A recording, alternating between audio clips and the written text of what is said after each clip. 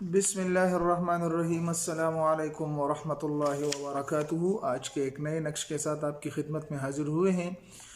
ये नक्श मैंने सबसे पहले आपके सामने लाया हूँ और ये नक्श एक ऐसा नक्श है कि जिसको आप बनाएंगे इससे आपको क्या मिलेगा और आपको किस चीज़ के बारे में पता चलेगा।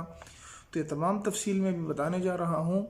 तफसील को बताने से पहले आपको मैं एक दरख्वास्त करता हूँ कि हमारे इस चैनल को सब्सक्राइब कर लें और साथ अपने दोस्तों को भी इसको शरीक करें।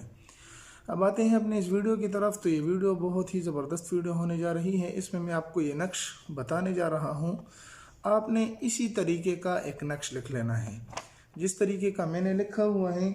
आपने भी इसी तरह एक साफ़ सुथरा कागज़ ले लेना है और इसी तरह नक्श लिख लेना है। यहाँ पर लिख लेना है अहलामुल हुब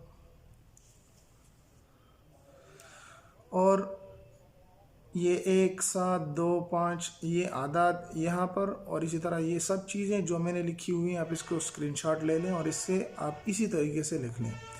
ये नक्श काम करेगा किस लिए, आप इसको फोल्ड करें, शापर में रखें और अपने सरहाने के नीचे रखें। लेकिन एक बात ज़रूर याद रखें कि इस नक्श को आप किसी को भी नहीं दिखाएंगे, क्योंकि इसका दिखाना बिल्कुल सही नहीं है। आप छुपके से इसको लिखें और अपने सरहाने के नीचे इसको रखें।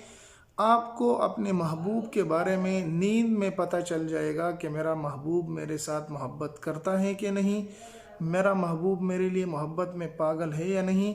लेकिन एक दरख्वास्त कि इसको जायज़ मकसद के लिए इस्तेमाल करें। यह नक्श बना लें। यहाँ पर एक चीज़ और बता देता हूँ, यहाँ पर अपने महबूब का और उसके वालदा का नाम और यहाँ पर अपना और अपने वालदा का नाम लिख लें। ये छोटा सा अमल है। मिलते हैं एक नई वीडियो में, तब तक अस्सलामु अलैकुम वरहमतुल्लाहि वबरकातुहू।